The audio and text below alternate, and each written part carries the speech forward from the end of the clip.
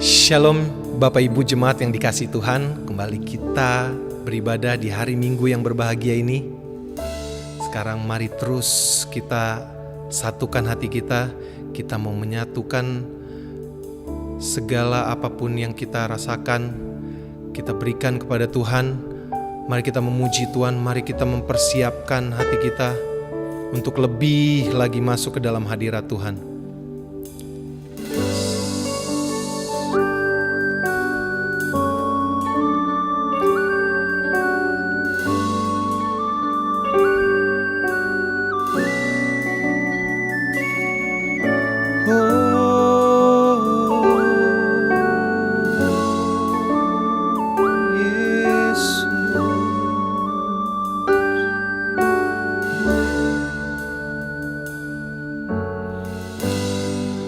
Kekuatan di jiwaku,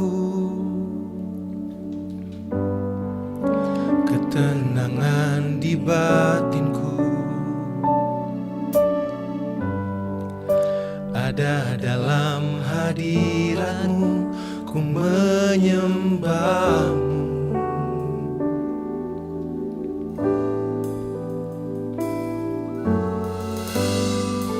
Tersungkurku di kaki-Mu, rasakan hadirat-Mu. Takkan ku melepaskan-Mu, Kau cahaya bagiku, mengiring-Mu seumur hidupku, masuk dalam rencana-Mu Bapa. Pikiranku, kehendakku, ku serahkan padamu. Harapanku hanya di dalam-Mu, ku kan teguh bersama-Mu Tuhan. Jadikan ku bejana-Mu untuk memuliakan-Mu.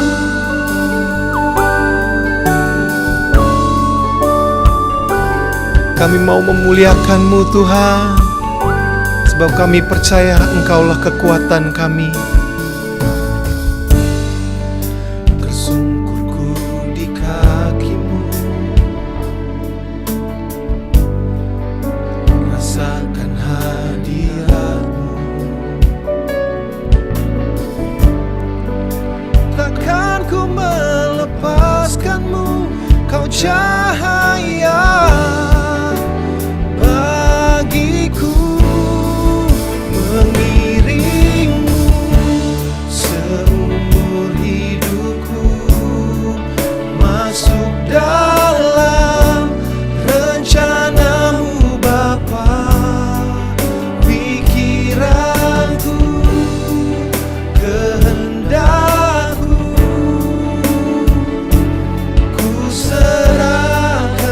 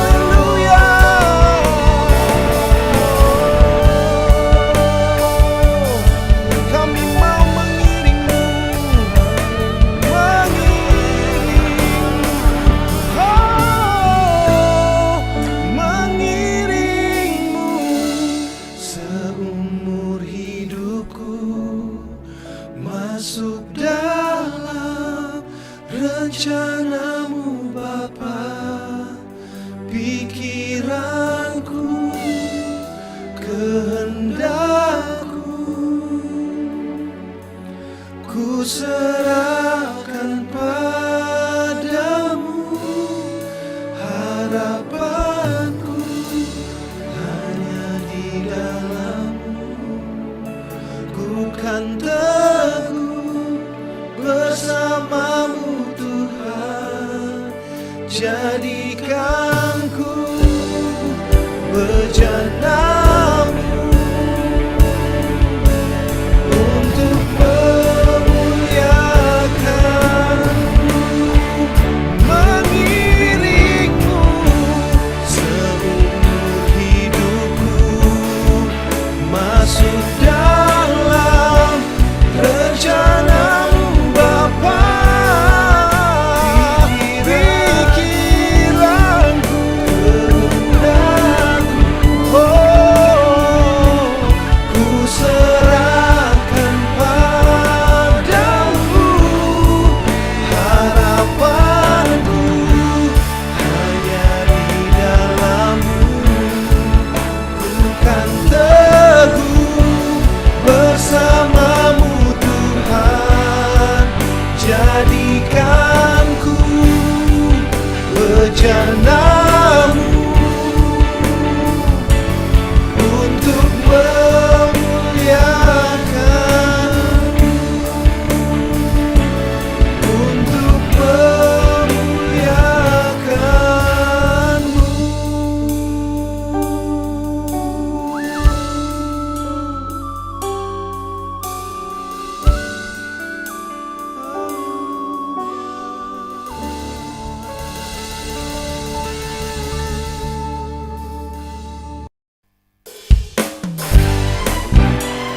Amin. Mari saya ajak jemaat untuk bangkit berdiri. Kita mau bersuka cita bersama. Kita katakan bahwa Tuhan kita adalah Tuhan Allah yang hebat. Kita mau bersuka cita. Katakan, terima sukacita. Terima sukacita surga, itulah kekuatan bagi jiwa. Dapat rasakan kasih-Nya di tengah badai yang bergelora. Terima sukacita surga, itulah kekuatan bagi jiwa. Dapat saksikan kuasa-Nya, taklukkan badai yang bergelora. Haleluya, Kau ada dalam hatiku, takkan patah semangatku, takkan hilang kekuatanku. Haleluya, ku mau bersorak bagi-Mu. Sukacita surga nyata penuhiku. Amin.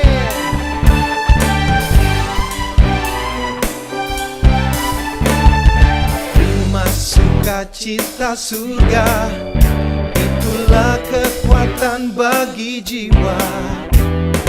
Dapat rasakan kasih-Nya di tengah badai yang bergelora. Terima sukacita surga, itulah kekuatan bagi jiwa. Dapat saksikan kuasa-Nya, taklukkan badai yang bergelora. Haleluya, Kau ada dalam hatiku, takkan patah semangatku, takkan hilang kekuatanku. Haleluya, ku mau bersorak bagi-Mu. Sukacita surga nyata penuhiku.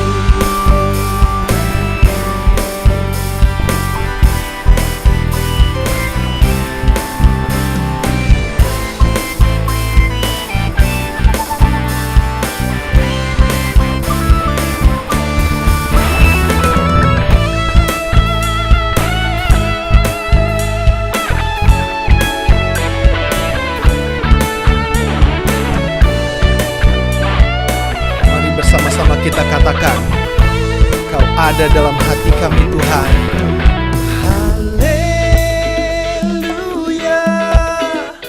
Kau ada dalam hatiku, takkan patah semangatku, takkan hilang kekuatanku. Haleluya, ku mau bersorak bagimu, sukacita surga nyata penuhiku. Oh, haleluya, Kau ada dalam hatiku, takkan patah semangatku, takkan hilang kekuatanku. Haleluya, ku mau bersorak bagimu, sukacita surga nyata, sukacita surga nyata, sukacita surga nyata penuhiku. Oh, oh, haleluya.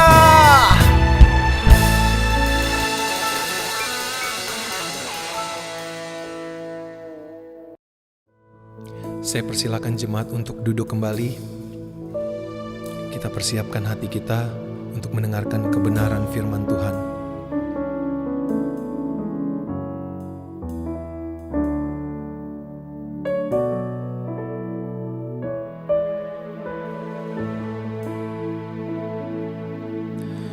Tiada pernah ku ragukan kasih setiamu ya Tuhan.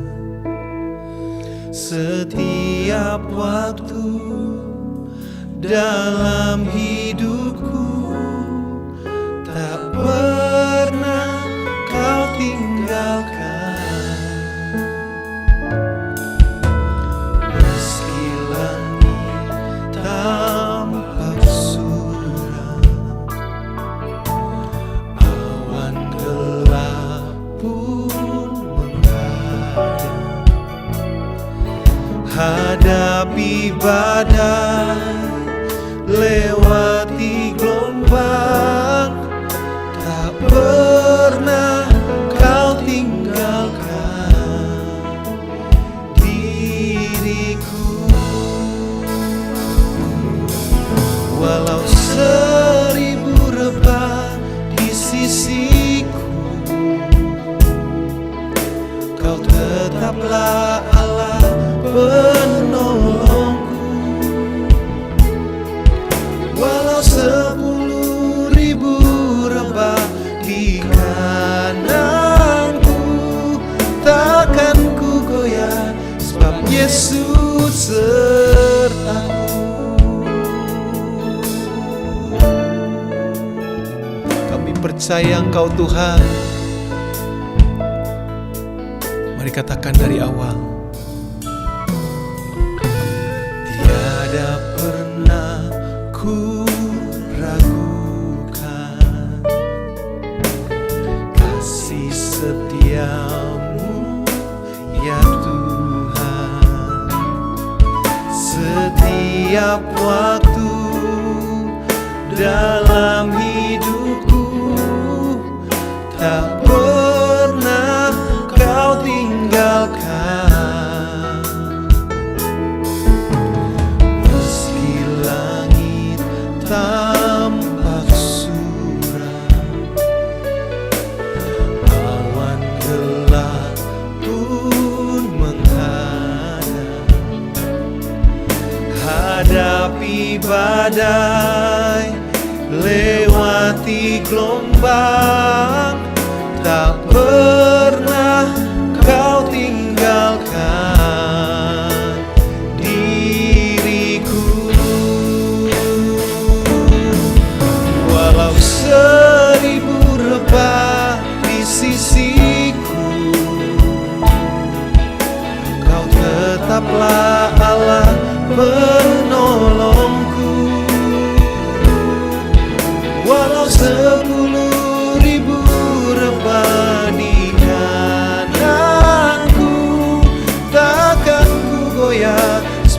Yesus sertaku.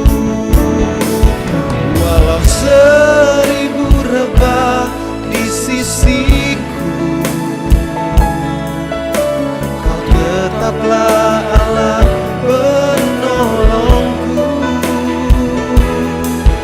Walau 10.000 rebah di kananku, takkan ku goyah, sebab Yesus sertaku. Takkan ku goyah, sebab Yesus sertaku.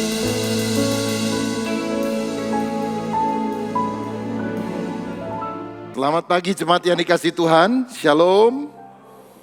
Hari ini saya akan menyampaikan firman Tuhan dengan judul Time is Money. Kita akan lihat Efesus 5 ayat 15 sampai 16 yang berbunyi demikian.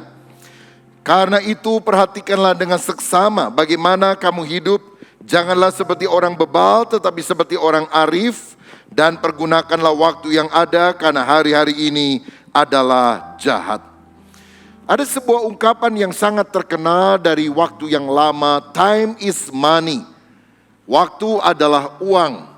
Waktu bisa digunakan untuk kita mendapatkan uang. Secara luas ini berarti waktu itu sangat berharga, jangan disia-siakan. Memang Tuhan telah memberikan kepada setiap orang jatah yang sama, 24 jam sehari. Apakah itu diberikan kepada orang yang pintar atau bodoh, kepada orang yang kaya atau miskin. Ini adalah pemberian yang sangat berharga yang kita harus gunakan. Orang yang menggunakan dengan bijaksana disebut orang arif oleh Alkitab. Tetapi yang membuang atau menyia-nyiakannya disebut orang bebal. Bebal itu lebih dari bodoh. Kalau bodoh masih bisa diajar. Tapi kalau orang bodoh nggak mau diajar karena menganggap dirinya pinter, itu adalah orang yang bebal. Nah bahkan sebetulnya waktu itu lebih penting daripada uang. Kenapa? Time is money, but money can buy time. Saudara-saudara, uang itu tidak bisa membeli waktu. Karena waktu yang sudah berlangsung tidak mungkin akan didapat kembali. Karenanya mari kita gunakan uang kita untuk hal-hal yang tidak bisa dibeli dengan uang. Misalnya keintiman dalam keluarga, menjalin relasi persahabatan dengan orang lain. Itu bukan karena uang, tetapi kita harus menggunakan waktu untuk kita investasikan di dalam menjalin relasi, baik dengan keluarga maupun dengan orang yang lain. Lagi pula kita harus sadar bahwa waktu itu sangat singkat.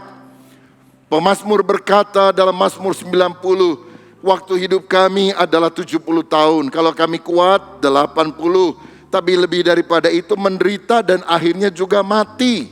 Sehingga di ayat 12 dikatakan, ajarlah kami menghitung hari-hari kami sedemikian hingga kami beroleh hati yang bijaksana.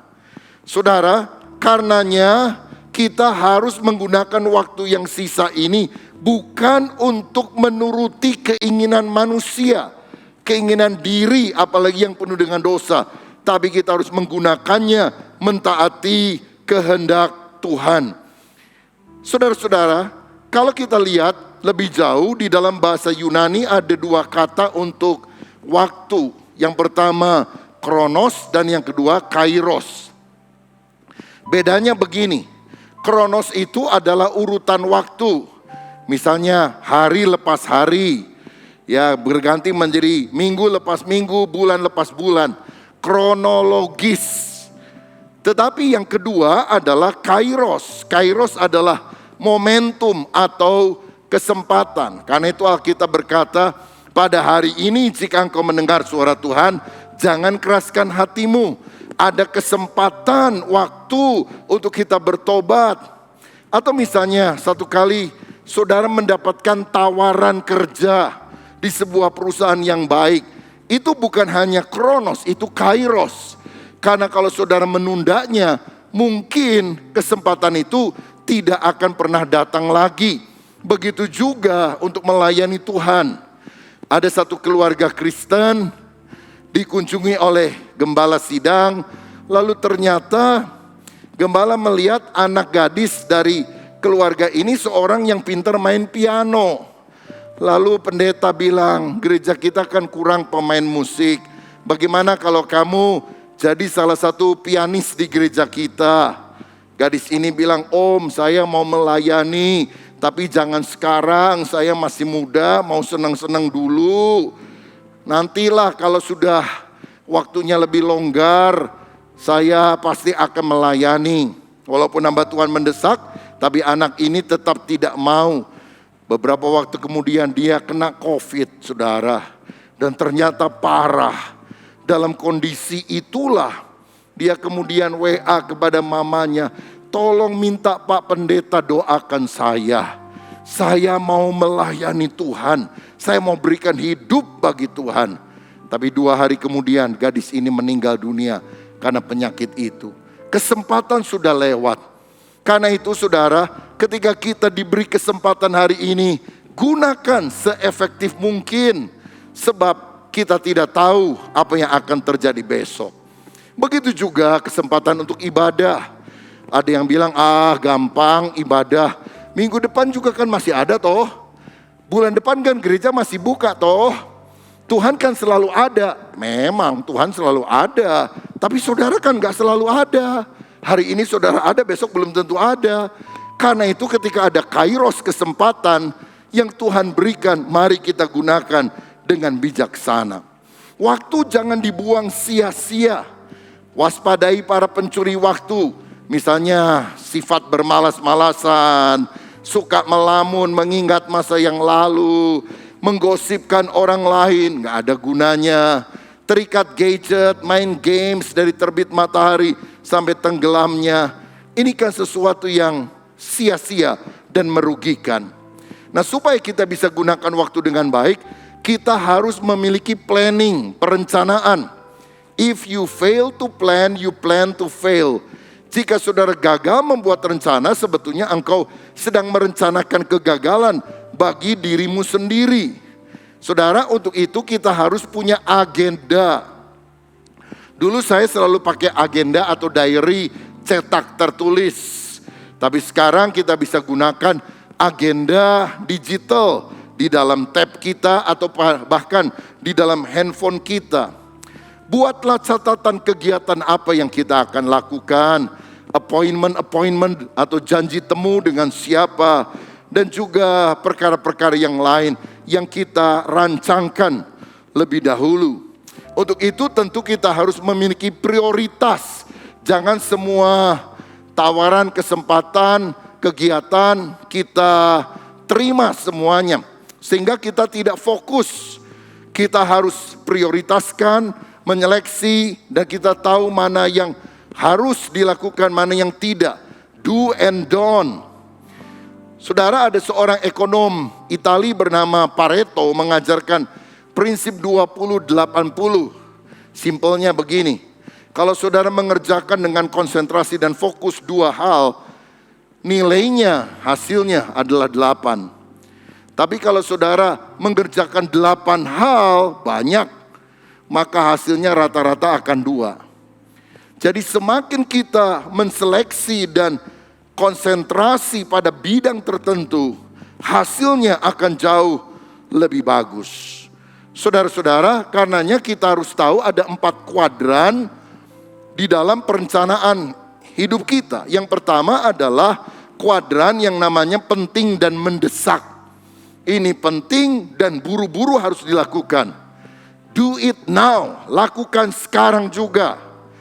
Tetapi tidak semua penting dan mendesak. Ada kuadran kedua, penting namun tidak mendesak. Untuk itu kita harus jadwalkan dan sesegera mungkin kita bisa melakukan hal tersebut. Kuadran ketiga, mendesak namun tidak penting. Nah, ini kita bisa delegasikan kepada orang lain sehingga urusannya tetap beres walaupun kita sendiri tidak perlu menangani semuanya karena mungkin kita akan kehabisan waktu. Sedangkan yang keempat, untuk hal yang tidak penting dan tidak mendesak diabaikan saja. dimasukkan tong sampah, karena nggak semuanya harus kita kerjakan. Saya biasanya mengatur jadwal seperti ini. Misalnya menjelang tahun yang baru, tahun sebelumnya, bahkan beberapa bulan sebelumnya saya sudah siapkan agenda. Dan kemudian saya mau jadwalkan. Yang biasa saya jadwalkan adalah hari ulang tahun saya, hari ulang tahun istri, hari anniversary pernikahan kami, hari ulang tahun anak-anak, dan juga orang tua. Karena kami berusaha untuk hadir sebagai keluarga pada hari-hari penting itu. Nggak harus pesta pora. Tapi duduk, makan bersama, doa bersama, itu sesuatu yang harus dibina. Saudara sekalian, setelah itu baru jadwal-jadwal kegiatan yang ada. Kalau saya pendeta tentu ada banyak undangan pelayanan, kegiatan yang harus saya lakukan. Jadi itu dimasukkan dalam jadwal dari Januari sampai Desember. Biasanya saya punya jadwal yang cukup panjang. Selain itu tentu ada kegiatan harian yang harus saya lakukan. Jadi sebelum tidur malam saya harus selalu mencek besok kegiatannya apa. Saya juga tentu harus melihat apakah yang saya sudah jadwalkan hari ini sudah tuntas semuanya. Kalau masih ada yang belum beres, saya harus kerjakan besok. Ditambah dengan hal-hal yang lain. Nah, kalau ada di antara saudara yang selama ini jarang membuat agenda, lakukan. Supaya saudara tahu besok apa ya, rasanya kosong nih. Bukankah lebih baik ketika engkau misalnya besok belum ada acara, mulai memikirkan hal-hal yang berharga. Misalnya kalau ada seorang ibu sudah lama pengen belajar masak spaghetti, belum kesampaian aja. Saudara tulis hari ini, besok saya belajar bikin spaghetti dari YouTube. Begitu. Maka saudara menyisihkan waktu. Gunakan waktu misalnya untuk membaca Alkitab. Mungkin saudara punya jadwal pembacaan Alkitab, ketinggalan terus, saudara mulai kejar. Ada banyak hal yang kita bisa lakukan kalau kita planning, membuat perencanaan di dalam penggunaan waktu tersebut. Nah, sekarang kita akan lihat untuk apa saja sih waktu itu akan efektif bila kita gunakan. Yang pertama, gunakanlah waktu untuk bekerja. Rasul Paulus dalam 2 Tesalonika 3 ayat 10 berkata, barang siapa tidak mau bekerja, janganlah ia makan. Tuhan ingin memberkati kita, tapi berkat itu datang ketika kita bekerja. Ora et labora, berdoa dan bekerja. Seorang hamba Tuhan pernah berkata, berdoalah seperti segalanya bergantung kepada Allah, tapi bekerjalah seperti segalanya bergantung kepada Anda. Tuhan mau kita bekerja dengan rajin, jangan terus jadi benalu bagi orang lain. Di dalam Amsal 10 ayat yang ke-14, Alkitab berkata demikian, tangan yang lamban membuat miskin, tetapi tangan orang rajin menjadikan kaya. Kalau saudara mau kaya, diberkati, mesti rajin. Saya lihat bahkan orang yang non-Kristen pun kalau dia rajin, ulet, gigih, merintis usahanya, dia bisa berhasil dalam kehidupan ini. Kepada orang yang malas firman Tuhan berkata, belajarlah kepada semut dan jadilah bijaksana. Saudara, untuk itu kita harus menghindari hal sia-sia seperti kemalasan, menunda-nunda, besok lagi, orang Sunda bilang, kumaha engke, gimana nanti? Mestinya engke kumaha, nanti bagaimana? Jangan menunda, don't put off till tomorrow what you can do today. Jangan tunda sampai besok apa yang saudara bisa kerjakan hari ini. Karena jalan yang bernama besok akan membawa kita ke sebuah kota yang bernama tidak pernah. Saudara-saudara, biasanya kalau saya mengajar di sekolah teologi, saya suka memberikan tugas dan saya belajar satu hal. Mahasiswa itu walaupun dikasih waktu yang panjang, oke, kerjakan tugasmu dalam 3 bulan, atau dalam 2 bulan, atau dalam sebulan, atau dalam seminggu. Selesainya sama. Kapan? Last minute. hari terakhir, saudara-saudara. Makanya saya pikir ngapain kasih tugas lama-lama. Ya mau 3 bulan, setahun, kerjanya juga hari terakhir ya. Karena itu saya kasih waktunya nggak usah terlalu panjang. Sistem SKS kebanyakan, sistem kebut semalam yang dilakukan. Karena apa saudara sekalian? Kita kadang suka santai sebelum waktunya itu tiba ya. There is a power of kepepet. Kalau sudah kepepet biasanya semua energi digunakan untuk menyelesaikan tugas tersebut. Nah jangan sampai karena kemalasan kita tidak menuntaskan tugas yang seharusnya dilakukan. Tetapi lawan dari kemalasan adalah ini. Ada orang gak malas, sibuk sekali. Melakukan banyak hal, tapi hasil gak jelas. Nah ini kita harus ingat bahwa aktivitas beda dengan produktivitas. Orang yang sibuk belum tentu dia berhasil atau berprestasi. Tapi dia muter-muter dengan kegiatan kosong. Satu kali ada kilang minyak di satu daerah. Setelah sekian lama kilang minyak ini didirikan, penduduk di daerah itu merasa kok kilang minyak ini, perusahaan ini nggak pernah jual minyak keluar ya. Maka satu kali ada penduduk yang tanya kepada pegawai kilang minyak itu, Pak, Anda usaha apa? Oh kami menggali minyak dari tanah. Tapi kenapa kok nggak pernah jual minyak keluar? Oh gini, kamu tahu nggak untuk menggali minyak dari tanah itu kita membutuhkan mesin yang besar. Dan mesin itu baru bisa jalan kalau ada minyak. Jadi minyak kami gunakan untuk menjalankan mesin. Mesinnya buat apa? Ya mesinnya untuk mengangkut minyak. Minyaknya buat apa? Menjalankan mesin. Mesinnya buat apa? Mengangkut minyak. Minyaknya buat apa? Menjalankan mesin. Wah ini kan lingkaran setan saudara sekalian. Muter-muter banyak aktivitas tapi tidak punya produktivitas. Karenanya mari kita sungguh-sungguh menetapkan prioritas dan target yang harus kita capai. Sehingga benar-benar apa yang kita lakukan itu menjadi efektif. Jangan sibuk tanpa hasil sehingga akhirnya menjadi manusia P10. Pergi pagi, pulang petang, penghasilan pas-pasan, pala pusing-pusing, pantat pegal-pegal. Wah repot saudara kalau model begini. Nah karenanya kita harus meningkatkan wawasan dan kapasitas kita. Supaya pekerjaan bukan cuma work hard, tapi work smart. Itu sebabnya yang kedua, gunakanlah waktu untuk belajar, memperluas wawasan, keterampilan kita. Di dalam Amsal 19 ayat yang kedua firman berkata, tanpa pengetahuan kerajinan pun tidak baik. Orang yang tergesa-gesa akan salah langkah. Walaupun kita rajin, tapi kalau tidak punya pengetahuan, percuma saudara, akan salah langkah, akan sia-sia. Jadi kita harus work hard tapi juga work smart. Pengkhotbah 10 ayat 10. Jika besi menjadi tumpul dan tidak diasah, maka orang harus memperbesar tenaga. Tapi yang terpenting untuk berhasil adalah hikmat. Ada para penebang kayu di hutan. Dan mereka diupah dari berapa kayu yang mereka berhasil tumbangkan pada hari itu.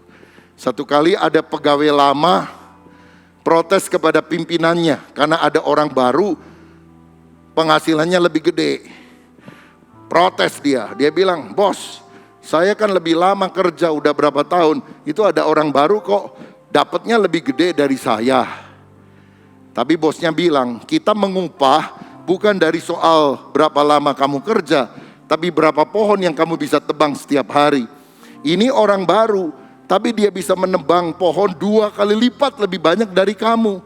Mestinya kamu tanya sama dia, kamu malu kenapa kamu tidak berprestasi seperti dia. Hanya orang ini nanya kepada pegawai baru, kok kamu bisa nebang pohon begitu banyak? Apa rahasianya? Orang baru ini malah balik tanya, Pak boleh saya tahu, kapan terakhir kali Anda mengasah kapak dan gergajimu? Dia bilang mengasah kapak dan gergaji, aduh udah lama sekali tidak saya lakukan. Itu sebabnya kamu harus memperbesar tenaga tapi hasilnya terbatas.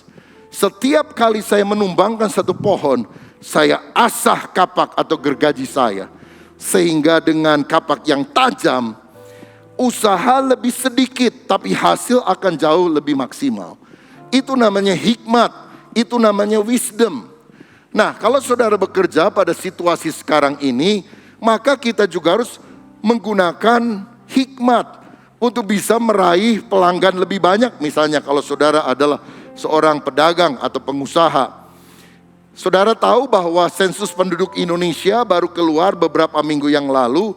Dan di sana dicatat 70% lebih, atau bahkan di Jakarta misalnya hampir 75%. Penduduk Indonesia usianya milenial ke bawah. Generasi Y, milenial, generasi Z, dan generasi Alpha, 40 tahun ke bawah. 70% lebih. Dan generasi milenial ke bawah, kalau belanja, seringnya udah jarang lihat-lihat ke toko. Mereka lihatnya apa? Pasar digital yang ada di dalam handphonenya, sehingga mereka beli di sana, membeli secara online. Nah, kalau saudara pakai pola lama terus, maka akibatnya saudara akan ketinggalan. Selain punya toko secara fisik, saudara harus buka toko online. Caranya gimana? Tanya sama anak muda. Nggak terlalu sulit kok, masuk saja kepada pasar virtual yang lebih besar. Istilahnya buka toko online di Shopee misalnya, di Tokopedia, atau banyak platform digital yang lain. Sehingga saudara juga bisa dikenali oleh orang-orang di dalam platform digital itu. Nah, ini namanya work smart.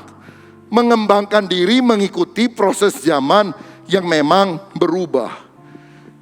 Untuk memperluas wawasan, mau tidak mau kita harus banyak belajar. Baca buku-buku yang bermutu.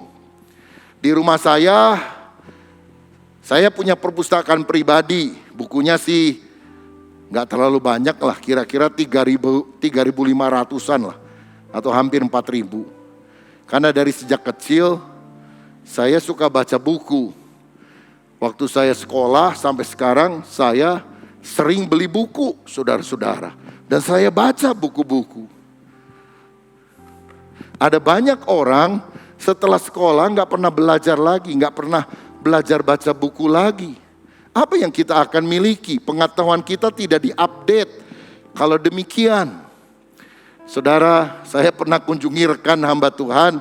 Saya lihat di rak bukunya paling ada 30 atau 40 lah paling banyak buku-buku rohani. Dan itu pun saya perhatikan buku-buku zaman sekolah Alkitab berapa puluh tahun yang lalu. Saya kunjungi jemaatnya, ada yang punya 300-400 buku. Jadi saya pikir, wah, ini jemaat rasanya lebih cocok jadi pendeta barangkali karena dia mengupdate pemahamannya. Saya dorong saudara untuk rajin baca buku-buku rohani. Ya, boleh saya tanya, siapa yang pernah baca 100 saja deh buku rohani? Boleh angkat tangan. 100 buku rohani. Kurang jelas mungkin pertanyaan saya. Saya ulang. Siapa yang pernah baca 50 buku rohani? 50 deh. 45? 40? 30? 20? 10? Nah, 10 ada 1, 2. Ini kok kayak tawar menawar ya, Abraham menawar Tuhan. Gimana kalau ada 50 orang benar, 45, 40, 30, 20, 10. Ini baca buku, saudara. Ayo kita tingkatkan pemahaman kita. Baca buku, bukan hanya buku rohani tentunya. Buku yang saudara minati, supaya saudara bisa mengembangkan diri kita. Paulus menggunakan waktu-waktu terakhir dalam hidupnya untuk membaca banyak buku. Karena dalam 2 Timotius pasal yang keempat, ayat yang ke-13, dia berkata begini, jika engkau kemari, Timotius, bawa juga jubah yang kutinggalkan di Troas, di rumah Karpus, dan juga kitab-kitabku, terutama perkamen itu.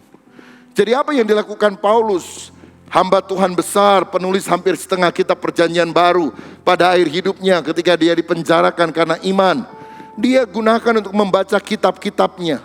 Jadi berarti dia membaca buku-buku, gak semua buku rohani. Mungkin puisi dari pujangga tertentu, pemahaman dari filsafat Yunani dan yang lain dia baca.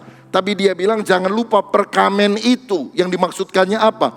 Gulungan dari kulit binatang yang di sana ditulis salinan daripada Alkitab. Dia baca Alkitab, dia baca buku-buku umum untuk memperluas wawasannya. Saudara, betapa kita harus menggunakan waktu untuk belajar. Ikuti seminar-seminar yang diadakan. Apalagi sekarang dalam situasi ini lebih gampang kita bisa ikut webinar. Dan banyak webinar juga yang gratis padahal bagus-bagus.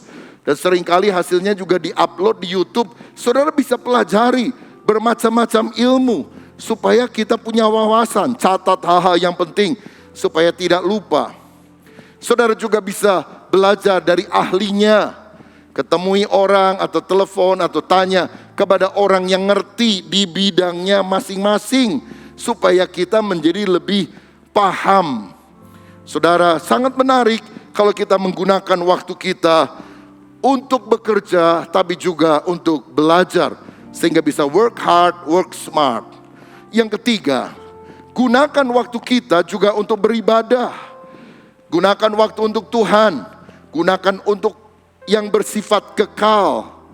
Seorang filsuf bernama William James pernah berkata, pemanfaatan waktu yang sebaik-baiknya ialah memakainya untuk sesuatu yang akan tetap ada setelah hidup ini berakhir. Jadi walaupun kita sudah mati, tapi karena kita menginvestasikan waktu kita untuk kekekalan, maka kita akan mendapatkannya. Nah, dalam Lukas 12, Tuhan pernah memberikan contoh seorang kaya yang membuat lumbung yang lebih besar, mendapatkan hasil yang lebih banyak.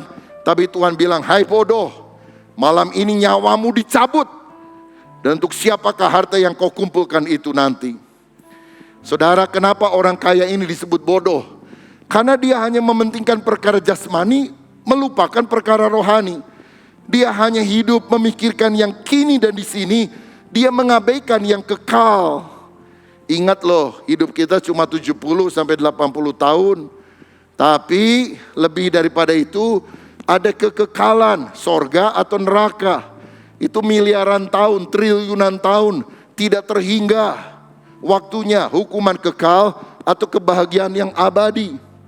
Mari kita gunakan waktu kita untuk Tuhan dan kekekalan. Yesus berkata dalam Matius 6 ayat 33, tetapi carilah dahulu kerajaan Allah dan kebenarannya, maka semuanya itu akan ditambahkan kepadamu. Artinya utamakan Tuhan. Yang paling utama adalah mengutamakan hal yang utama yang harus diutamakan. Yang nomor satu adalah menomorsatukan hal yang nomor satu untuk dinomorsatukan. Dan hal yang terutama adalah hidup berkenan kepada Tuhan. Hidup mengutamakan Tuhan. Dan Tuhan bilang, kalau engkau mengutamakan aku, semua keperluan yang lain aku akan tambahkan kepadamu. Daud adalah seorang raja, tentu dia banyak keinginan. Tapi satu kali dia mengutarakan keinginannya yang punya nilai kekal. Mazmur 27 ayat 4 berkata, satu hal telah kuminta kepada Tuhan, itulah yang kuingini, diam di rumah Tuhan seumur hidupku, menyaksikan kemurahan Tuhan dan menikmati bait-Nya. Ini orang yang sangat wise, sangat bijaksana, sangat berhikmat. Dia menggunakan waktunya untuk menomorsatukan Tuhan. Sehingga sampai hari ini nama Daud tetap berkibar, menjadi teladan bagi kita. Bahkan Tuhan pernah berkata, aku telah menemukan Daud bin Isai, orang yang hatinya berkenan kepadaku. Karena apa? Dia memberikan waktu untuk Tuhan. Karena itu saudara, dalam waktu yang sisa ini, mari gunakanlah waktu kita untuk berbakti kepada Tuhan. Rajin ibadah. Saya mengundang saudara yang mengikuti ibadah online di rumah masing-masing. Bergegaslah untuk datang ke rumah Tuhan secara fisik, secara offline atau on-site. Saya rasa kita tidak jujur kalau kita berani makan di luar rumah, bekerja tiap hari, tetapi kita tidak berani ke rumah Tuhan. Padahal di gereja kita ini protokol kesehatannya sangat ketat dibandingkan dengan tempat kerja saudara, dibandingkan dengan kemana engkau makan. Saya jamin di sini jauh lebih ketat. Dan selama berbulan-bulan, oleh anugerah Tuhan tidak ada yang terpapar di tempat ini karena kebaikan Tuhan. Apa yang saudara takutkan? Melangkahlah ke rumah Tuhan. Di dalam rumah Tuhan ada berkat rohani yang kita juga akan dapatkan. Haleluya. Saudara, gunakan waktu untuk banyak berdoa, banyak membaca Alkitab, dan juga jangan lupa gunakan waktu untuk menabur, untuk memperluas kerajaan Allah di atas muka bumi. Saya mau katakan, petani yang berhenti menabur akan berhenti menuai. Ishak pada masa kekeringan dia menabur, sehingga dia diberkati 100 kali lipat ganda oleh Tuhan. Pada masa pandemi ini, saya dan istri rasanya jauh lebih banyak menabur untuk orang-orang yang membutuhkan dibandingkan sebelumnya.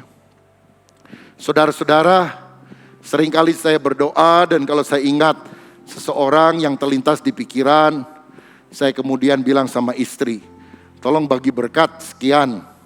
Dan istri saya selalu mentransferkan jumlah tertentu. Dalam minggu ini saja, saudara, ketika saya WA tanya beberapa hal tentang pelayanannya, lalu saya terakhir bilang, Pak boleh minta nomor akunnya? Dia jawab, Pak Rubin kenapa ya tanya itu? Lalu saya bilang, mungkin karena Bapak doa lalu Tuhan menggerakkan hati saya untuk mengirim. Kok Bapak tahu ya pergumulan saya? Saya lagi berat sekali. Dan kami kirim sekian kepada hamba Tuhan di luar pulau tersebut. Ada satu lagi juga kira-kira dalam minggu ini, ketika saya bilang kepada istri saya, tolong kirim melalui istrinya, saudara sekalian. Lalu kemudian dibilang, aduh, kami sebetulnya lagi punya beban berat, tapi kita malu untuk ngomong sama orang lain. Dan suami saya hari ini memutuskan untuk puasa, supaya Tuhan kasih berkat, dan juga udah gak ada duit lagi kelihatannya saudara. Tapi kok baru aja suami saya ngomong begitu, Pak Rubin sama ibu bisa tergerak ya, kok persis banget waktunya. Kita bersyukur saudara sekalian. Mungkin hanya beberapa juta rupiah yang kita kirimkan kepada dia, tapi kesaksian iman itu meneguhkan bahwa hidup kita bisa dipakai oleh Tuhan pada masa sulit untuk memberkati orang lain. Saudara, jangan hanya berpikir tentang diri sendiri, tapi bagaimana kita bisa jadi berkat bagi orang lain, juga untuk memperluas kerajaan Allah di atas muka bumi. Saudara tahu bahwa sejak tahun yang lalu ketika gereja kita sekian lama tutup karena pandemi ini yang merajalela, maka sebetulnya ada banyak hal yang tetap kita kerjakan. Misalnya kita telah membeli tanah hampir 2 hektar di Sungai Rekon Bandung, dan kita akan membangun The Journey yang akan terdiri dari gereja, sekolah, asrama, gedung pertemuan, ada concert hall di dalamnya, atau pegelaran musik, dan kemudian juga ada museum Alkitab. Sehingga orang bisa datang dan melihat visualisasi Bible story dengan teknologi tercanggih. Sekarang bukan hanya 3D tapi 5D saudara sekalian. Sehingga orang bisa melintasi tempat-tempat yang ada dari sejak zaman penciptaan Adam dan Hawa dan seterusnya. Dan yang paling penting adalah kita mau memperkenalkan Kristus, bukan hanya dengan kata-kata khotbah, tapi secara audio visual supaya mereka bisa melihat. Dan yang paling akhir ada pembagian sorga dan neraka. Dan keluar dari tempat itu, saya harap nanti ada seorang mahasiswa STT Karisma berdiri dan siap untuk mendoakan orang yang mau menerima Yesus sebagai Tuhan dan Juru Selamat. Seorang rekan hamba Tuhan dari Amerika berkata kepada saya ketika saya menceritakan hal ini dan minta supaya dia juga berdoa. Dia bilang, Pastor Rubin, kamu tahu enggak, kalau ini bisa terjadi, maka orang akan mendengar lebih lebih banyak berita tentang Yesus dari tempat ini daripada apa yang kamu khotbahkan seumur hidupmu. Saudara-saudara, karena mereka masuk tempat sepertinya menerima entertainment, tapi sebetulnya ada misi yang sangat kuat di dalamnya. Kita juga di samping ini akan membuat sebuah tempat di mana ada pagelaran seperti drama musikal, dan itu bicara tentang apa yang ada di dalam Alkitab. Saudara-saudara, walaupun sudah hampir 1 tahun saya nggak pernah ngomong soal ini, apalagi masalah keuangan, karena saya tahu ada banyak beban yang dialami oleh jemaat. Tapi pembayarannya tetap terus harus jalan, saudara. Beberapa hari yang lalu saya bergumul karena bulan ini kita harus bayar 5M cicilannya. Tiap bulan kita mencicil. Dan saya nggak bisa ngomong kepada banyak orang. Hanya 1-2 orang saja, saudara. Tapi puji Tuhan beberapa hari yang lalu itu bisa lunas. Wah, lega, saudara. Bulan depan tiap bulan 1 miliar, 1 miliar, 1 miliar. Kalau sudah 11 bulan ke depan 1,3 miliar. Kemudian ada yang 5 miliar. Jadi walaupun pandemi ini tetap apa yang kita kerjakan harus dilakukan. Dan tiba-tiba dalam situasi ini Tuhan memberikan sebuah kesempatan, sebuah kairos. Saudara tahu kalau kita mau masuk ke gereja ini dari sana, maka di sebelah kiri itu kan ada rumah bertingkat. Ya, di gambar ini rumah bertingkat 720 meter, dan itu persis nempel di gereja kita. Dan kalau itu dibeli maka gereja kita akan kotak, saudara. Karena waktu kita beli tanah ini kan tempat itu sudah ada pemiliknya. Tiba-tiba ditawarkan. Saya nggak bisa ngomong kepada banyak orang karena saya tahu situasi yang ada. Tapi kepada beberapa pengurus inti saya ngomong, doakan supaya Tuhan buka jalan. Kita nggak beli murah, kita beli mahal, saudara. Karena ini kan di jalan utama di Mekarwangi, persis nempel di samping gereja dan cukup luas. Tapi bulan lalu kita beli tempat itu, dan bulan depan tempat itu kita bisa gunakan. Tuhan membuka jalan dengan cara yang luar biasa. Besar biayanya, saudara. Tapi saya percaya Tuhan akan cukupkan. Nah, jadi tolong bantu di dalam doa. Dan kalau saudara ada yang tergerak dan menerima berkat dari Tuhan, jadilah bendaharawan Tuhan. Karena tidak ada tempat-tempat yang kita beli pakai nama saya pribadi. Semuanya pakai nama gereja. Berarti saya tidak punya hak milik. Saudara, tetapi saya harus pertama-tama yang menyumbang. Saya pertama-tama harus berkorban menjadi contoh. Dan saya ingat prinsip ini. Petani yang berhenti menabur akan berhenti menuai. Karena itu mari kita, selagi kita ada, kita tetap menabur di ladang Tuhan. Karena ketika kita melakukannya dengan sungguh, saya yakin tingkap langit akan dibuka dan berkat akan dicurahkan. Haleluya, puji Tuhan. Dan yang terakhir, mari gunakan waktumu juga untuk melayani. Karena hukum yang terutama, mengasihi Tuhan, mengasihi sesama. Dan sesama yang paling dekat tentu adalah keluarga. 1 Timotius 5 ayat 8, tetapi jika ada seorang yang tidak memeliharakan sanak saudaranya, apalagi seisi rumahnya, orang itu murtad dan lebih buruk dari orang yang tidak beriman. Siapa yang pertama-tama harus kita layani? Keluarga kita. Orang-orang yang terikat dalam hubungan darah atau famili dekat. Mungkin mereka mengalami kesulitan. Mari kita juga belajar mengulurkan tangan kepada mereka. 2 Petrus 1 ayat 7 mengajarkan supaya kita mengasihi saudara-saudara seiman. Tapi kemudian lebih luas, kita juga mengasihi semua orang. Mulai dari keluarga, kepada saudara seiman, dan kemudian kepada semua orang. Kita lakukan pelayanan tersebut. Karena Yesus berkata, apa yang kamu lakukan kepada salah satu saudaraku yang paling hina ini, engkau sebetulnya telah melakukan untuk aku. Saudara, ketika kita jadi berkat bagi orang lain, sebetulnya kita melakukannya bagi Tuhan. Beberapa waktu yang lalu, saya pernah doa begini kepada Tuhan. Karena Agustus 2019, saya terpilih menjadi ketua umum Sinode GBI. Beberapa bulan kemudian pandemi terjadi di dunia dan di Indonesia. Jadi saya tanya, Tuhan, Engkau kan maha tahu. Kenapa saya terpilih jadi ketua umum di masa sulit ini? Tapi akhirnya saya merenungkan, Tuhan yang Maha Tahu itu tidak pernah salah. Dia selalu pilih alatnya, hambanya untuk melakukan kehendaknya pada setiap season atau musim yang berbeda yang Tuhan tahu. Jadi akhirnya saya bilang, ya Tuhan, berikan saya kemampuan untuk mengatasi situasi sulit ini. Dan ketika COVID mulai melanda, gereja-gereja tutup, GBI itu 6.000 lebih. Nggak semuanya di kota besar, saudara.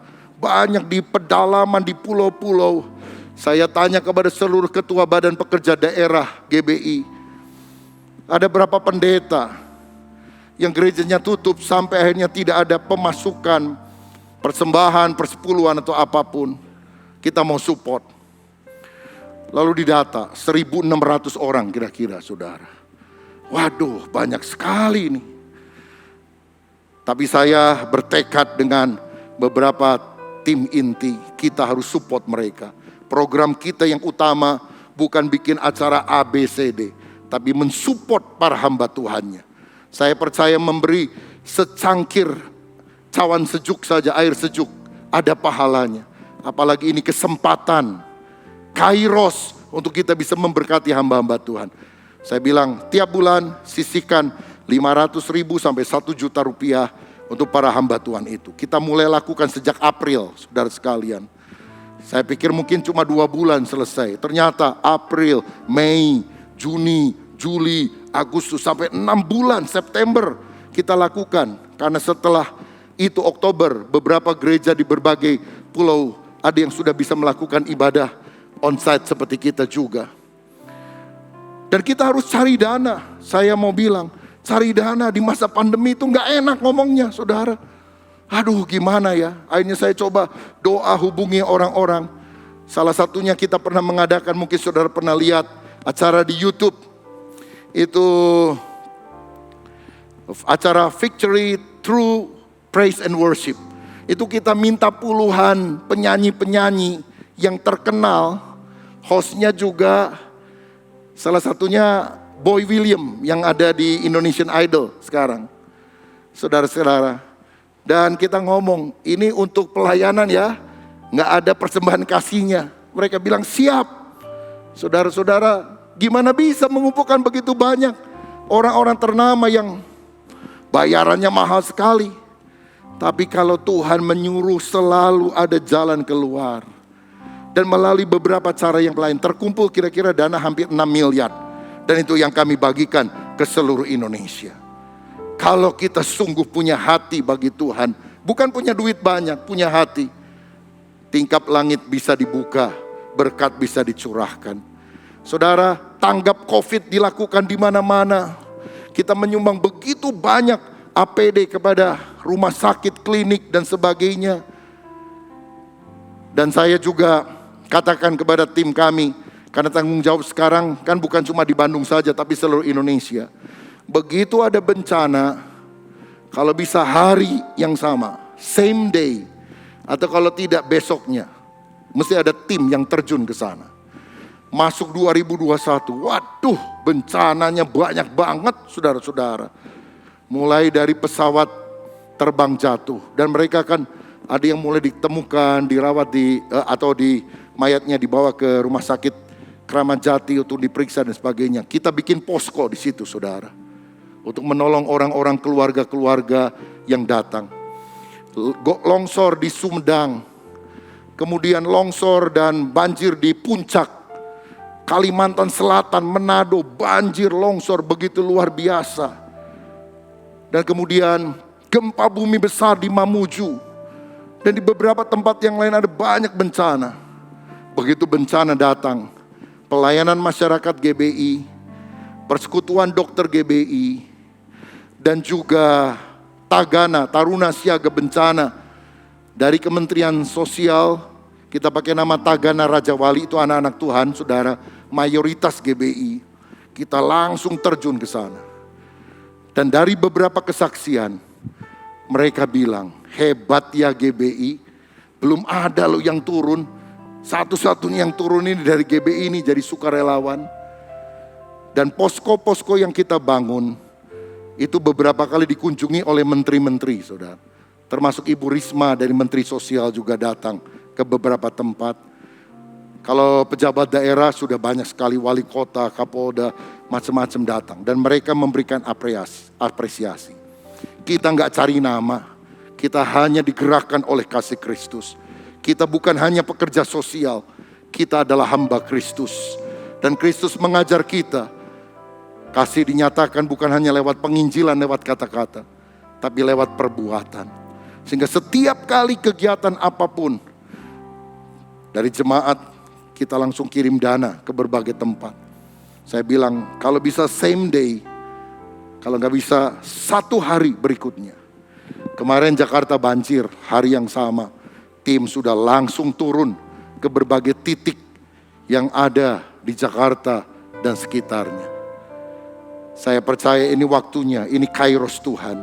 Ketika kesulitan datang, kita anak Tuhan jangan cuma berpangku tangan, lihat TV, baca sosmed. Lakukan sesuatu bagi Tuhan. Gunakan waktu yang ada. Gunakan waktu untuk bekerja. Gunakan waktu untuk belajar. Gunakan waktu untuk beribadah. Tapi gunakan juga waktu untuk melayani Tuhan. Sehingga hidup kita tidak sia-sia. Kita jadi berkat bagi banyak orang. Tuhan Yesus memberkati kita.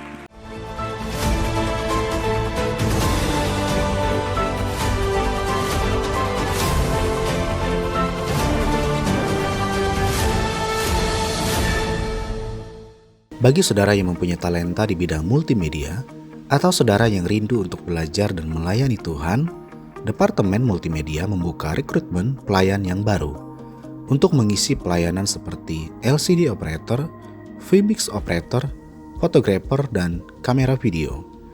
Jika saudara rindu untuk mengambil bagian dalam pelayanan ini, silakan hubungi saudara Daniel Irvin di nomor handphone 0813 1081 2275. Tuhan Yesus memberkati.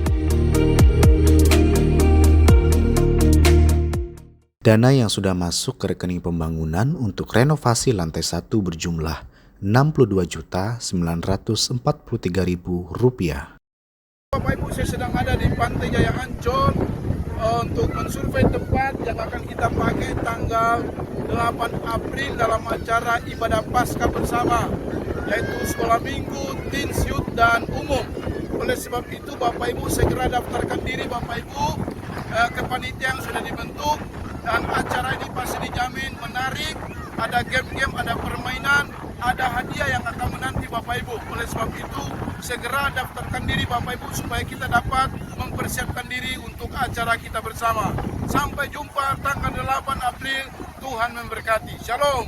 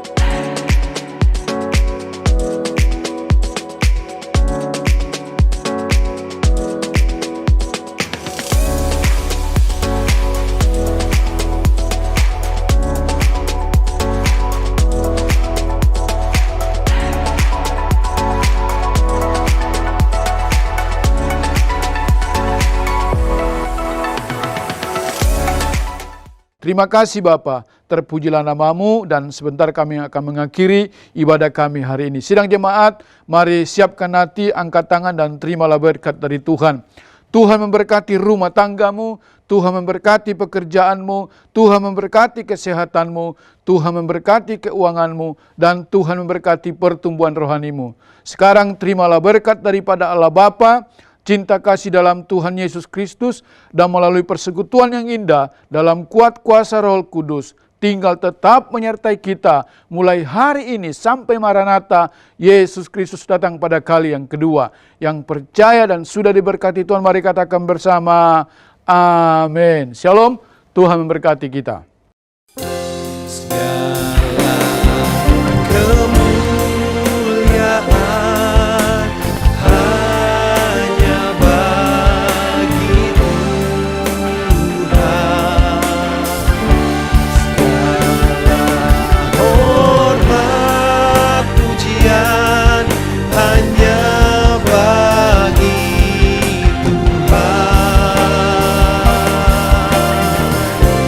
kuasa dan kemuliaan hanyalah bagi Tuhan. Segala kebenaran,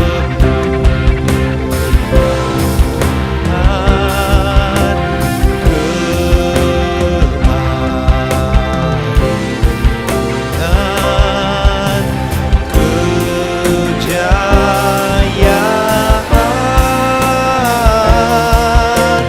hanya bagi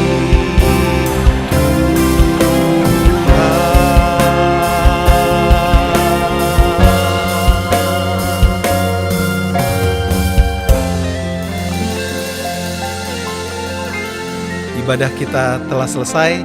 Selamat hari Minggu, Tuhan Yesus memberkati.